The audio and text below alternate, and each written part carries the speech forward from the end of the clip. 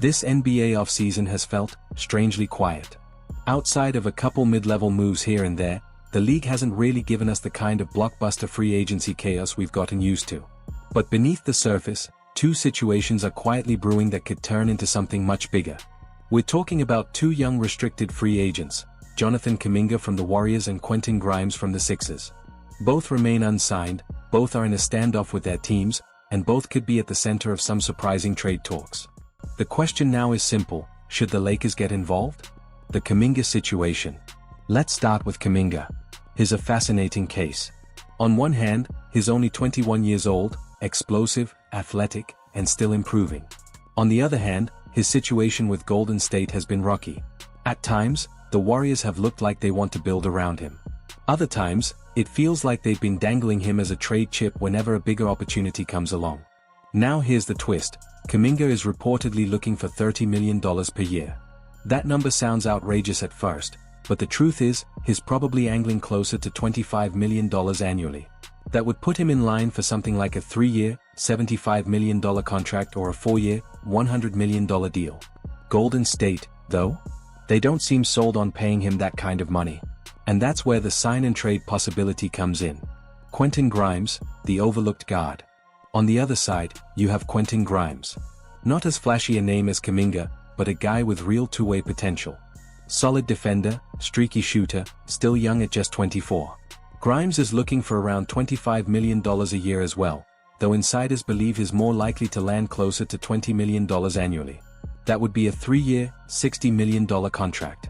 Now here's the thing: the Sixers don't seem ready to commit to that. They've got their own long-term money tied up, and Grimes might not be high on their priority list. Which means, like Kuminga, he could become a real candidate for a sign-and-trade deal. Why the Lakers could enter the chat? The Lakers don't have cap space, that much is obvious. But under the new CBA rules, they can still pull off a sign-and-trade, as long as they stay under the dreaded first apron. So the question is, should they? Let's think about what these two guys bring. Kuminga is raw but loaded with upside, the kind of athletic forward who could thrive next to Anthony Davis. He can run the floor, defend multiple positions, and doesn't need the ball in his hands to make an impact. Grimes, meanwhile, is more of a role player, but exactly the kind the Lakers always seem to need: a tough defender on the perimeter who can knock down open threes. He won't cost as much as Kuminga, but he'd immediately slide into the Lakers' rotation and give them much-needed depth. The LeBron factor. Now here's where things get crazy. Reports in recent years have suggested that the Warriors have made calls to the Lakers about trading for LeBron James. Yes, even at 40 years old, Golden State apparently dreamed about pairing him with Steph Curry. Now, would that ever actually happen? Almost certainly not. Matching the salaries alone would be nearly impossible. To make it work, the Warriors would have to include Kuminga, plus a huge contract like Draymond Green's. And let's be real, LeBron and Draymond are close friends. If anything, LeBron would want to play with him, not be swapped for him. Still, just the idea of those calls shows you how much Golden State has been juggling with Kuminga's future. They clearly don't see him as completely untouchable. The reality of a Lakers deal. So, could the Lakers realistically get Kuminga or Grimes in a sign-and-trade? Yes, but it's complicated. With Kuminga, you'd be paying close to $80 million over 3 years for a player who hasn't fully broken out yet. That's a big gamble, especially when the Lakers already have major money tied up in LeBron and AD. With Grimes, the price tag is more reasonable, around $60 million over 3 years. He's not a star, but he fits a role. If the Lakers believe in his shooting and defense, this could be the kind of under-the-radar move that pays off huge in the playoffs. But here's the catch: the Lakers would have to send something back.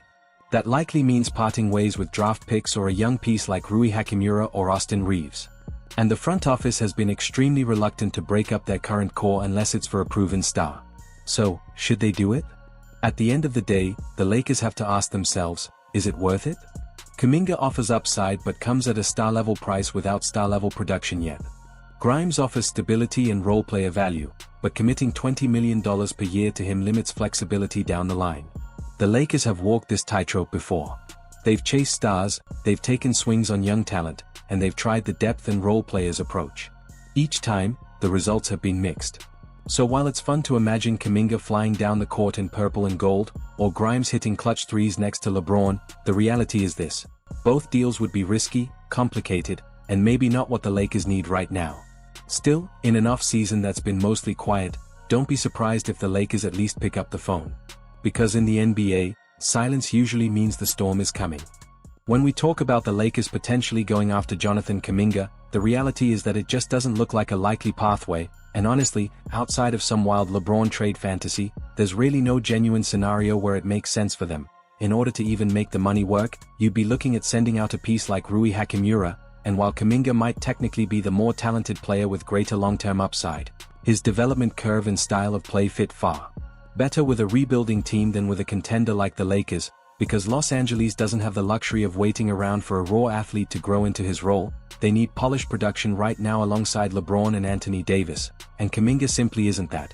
Yes, in theory the only way this could even happen is if LeBron himself shocked the world and demanded a trade to Golden State, leveraging his no-trade clause to dictate exactly where he wanted to go, and if the Warriors were truly the only team willing to make that type of move, maybe, just maybe, Kuminga could be part of a sign-and-trade package that shifted him toward LA, but even then, the odds are slim to none, because such a blockbuster is more fantasy than reality, and realistically, the Lakers do not view Kuminga as the kind of win-now fit they should be targeting. On the other hand, Quentin Grimes presents a much more intriguing and realistic option, as his situation in Philadelphia mirrors Kuminga's in that his team isn't exactly thrilled to meet his asking price, which has reportedly been in the $25 million per year range but is almost certainly a bluff, with the true number being closer to $20 million annually, and unlike Kuminga, that figure feels like a reasonable price for a 25-year-old who is just entering his prime and coming off the best stretch of his career. Grimes has proven himself across multiple organizations already, carving out a reputation as a reliable 3-and-D guard with enough toughness and versatility to fill a key rotation spot, and whether it was in New York, Dallas, or Philadelphia, he has consistently shown flashes of impact, never looking out of place on the court. But what really elevated his stock was the stretch run last season when injuries to Tyrese Maxey, Joel Embiid, and even Paul George forced him into a much larger offensive role, and he absolutely rose to the occasion, putting up around 22 points, 5 rebounds, and shooting an efficient 47% from the floor while hitting nearly 37% from 3. That sudden spike in production is the exact type of performance that players and agents love to leverage during negotiations. Because even if Grimes won't consistently put up 22 points per game on a fully healthy roster, that stretch is still the freshest memory on everyone's mind, and it gives his camp leverage to push for a payday in the $60 million, 3-year contract range. From the Lakers' perspective, Grimes makes sense because he fills a very real need: perimeter defense and reliable shooting, two areas where they've struggled to find consistent production outside of Austin Reeves, and unlike Kuminga, who is still raw and searching for his role, Grimes already knows exactly who he is as a player, which makes him much easier to plug into a contender's rotation. He won't dominate the ball, he won't demand touches, but he will defend opposing guards and wings, while spacing the floor for LeBron and AD, and that's precisely what this Lakers roster needs. Of course, pulling off a sign-and-trade would still be complicated, as the Lakers don't have cap space and would need to maneuver carefully under the first apron rules, meaning they'd have to give up something of value, whether that's a role player like Hachimura or a package involving picks. But unlike the near-impossible Kuminga scenario, a Grimes acquisition at least feels within the realm of possibility. In the end, the difference between the two is simple. Kuminga represents potential and flash but doesn't fit the Lakers' win-now urgency, while Grimes represents stability and role-player excellence at a price point that, while not cheap, is at least justifiable. So while neither deal is guaranteed or even particularly easy to execute, if there's any restricted free agent sign-and-trade target the Lakers should realistically keep their eye on this summer, it isn't Jonathan Kuminga, it's Quentin Grimes. When it comes to Quentin Grimes, the real question isn't whether he can play, we already know he can, it's whether he's worth the price tag he's asking for, and in my view, while he may not quite be worth the full $25 million per year his camp is floating, he's also not far off from that number either, because when you stack him up against other 3-and-D players around the league, Grimes more than holds his own. He's just 25 years old, hasn't even touched his ceiling yet, and already brings a blend of defensive toughness and perimeter shooting that every contending team in the NBA is desperate to find. So in reality, his true market value feels like it should be in the $20 million per year range, which would make him not only affordable but also a strategic asset for the right franchise willing to invest in him. The thing about a sign-and-trade deal is that it isn't structured like a typical 1-for-1 blockbuster trade. Teams making these moves are usually trying to avoid losing their player for nothing, so their return expectations are lower, which means you don't necessarily need to get your roster or ship off one of your main pieces like Rui Hachimura just to get him. Instead, something like packaging smaller contracts such as Gabe Vincent, a filler salary, and a draft consideration could be enough to make the math work, and if that's the case, then Grimes becomes a very intriguing target, because it's not about paying a superstar price for a superstar, it's about paying a role player price for a player who has shown flashes of being far more than just a role guy. Philadelphia clearly isn't interested in giving him the number he wants, and that's what opens the door for opportunistic teams across the league, because when you've got a restricted free agent sitting in limbo, it only takes one creative offer to shake things loose.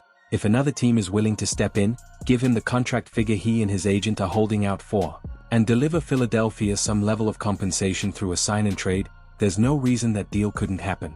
And at that point, it's not about whether Grimes is good enough. He is, it's about whether you're smart enough to buy in at the right time before his value spikes even higher.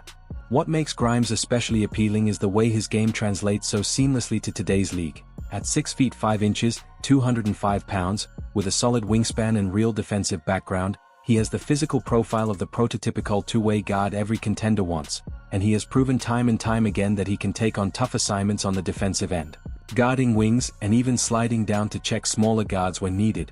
But it doesn't stop there. On offense, he's already established himself as a dangerous shooter, with a career three-point percentage of 37.5% and an even scarier number from the corners, where he's hit over 45% for his career, which puts him among the very best in the NBA in that category. Those are elite efficiency numbers that can swing playoff games, and when you pair that with his age, his work ethic, and his trajectory, you start to see why teams are circling. Yes, he may never replicate the brief stretch last season when injuries to Philadelphia's stars thrust him into a bigger role and he capitalized by averaging over 22 points per game, but the fact that he was even capable of that shows his ceiling is higher than people think, and while he won't be asked to carry that type of load on a contending roster, he doesn't need to. His value is in spacing the floor, locking down on defense, and doing all the little things that championship teams thrive on. So whether you're the Lakers or another team in need of a strong 3-and-D presence, Grimes is absolutely the type of player worth exploring in a sign-and-trade scenario, because you're not just buying the player he is today, you're buying the upside of what he could become over the next 3 to 4 years. The reality is, restricted free agency always comes with complications, but this feels like one of those situations where Philadelphia's hesitation could open the door for someone else, and if the Lakers or any team are bold enough to strike, they could land a young, versatile guard with elite shooting splits and defensive toughness for a reasonable price. So, while Jonathan Kuminga may not be the fit or the realistic option, Quentin Grimes looks like the kind of player who could be worth the gamble, and if the cost is something as manageable as Vincent, a filler, and a draft asset, then it's a move I would absolutely consider making, because in a league where role players win championships just as much as stars do, adding a 25-year-old with Grimes' profile could be the difference between being a good team and being a serious contender.